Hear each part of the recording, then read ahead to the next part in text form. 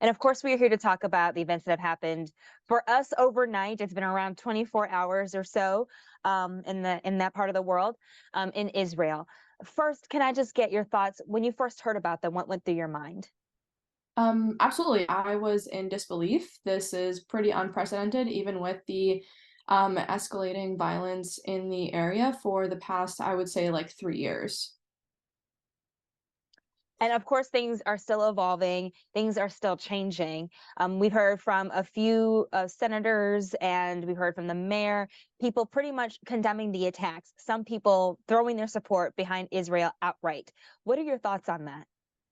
Absolutely. I want to be very clear to the audience. Our jurisdiction is very limited when it comes to international issues, which is why I was personally very surprised to see local officials coming out with statement after statement related to an event that we actually still don't know a lot about. For example, we don't know when this started, how it happened, what towns, cities, etc., are impacted, what is the reality on the ground right now.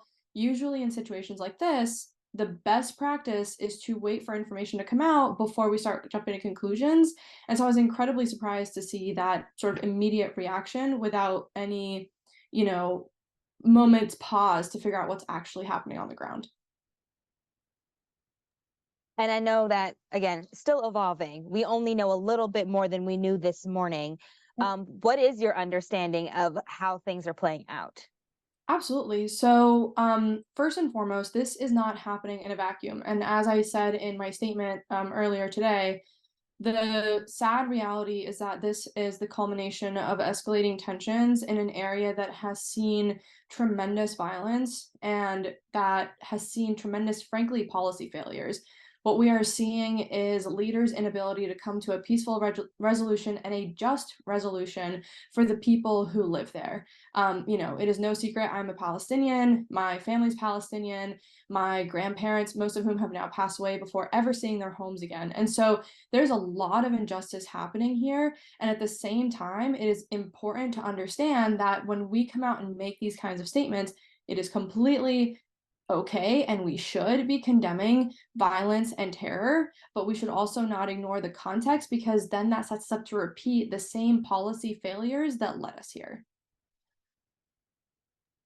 And what would you specifically say is missing from this conversation? I know when I've had conversations earlier with people, they've mentioned, this is 50 years after, the October War. It is also Shabbat. There's all of these contexts. But what would you say is also missing? Absolutely. There's no denying this is a holy time, but at the same time, there was unfortunately very similar violence that occurred during the holy month of Ramadan in Jerusalem. And so the sad reality is that when there is oppression and violence, it ends up impacting everybody. And the worst part is those impacted the most are civilians who have little to no say in the final decisions that are made on their behalf.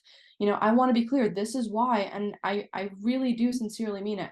My heart and my prayers and my thoughts go to everybody impacted by this because violence is terrifying, violence is scary, and it can be very permanent, whether physically or mentally or emotionally. This trauma gets passed down generation to generation.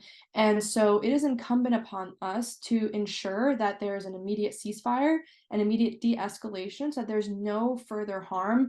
I think as of a few hours ago, the death toll has reached the hundreds. I think it was like 200 Palestinians, 100 Israelis. Thousands have been injured. And so, and this, the worst part is now you're seeing even more people coming out with statements trying to take advantage of the situation, spreading misinformation, disinformation, and trying to sort of make political plays out of this. And that is incredibly inappropriate. I know to that end, there's been conversation about how the US will respond. We have heard from President Biden. As considering your perspective and being so closely impacted because of your familial ties to this, do you think that this could go negatively in terms of towards the Palestinians now that Biden has come out and made the statement that he has made?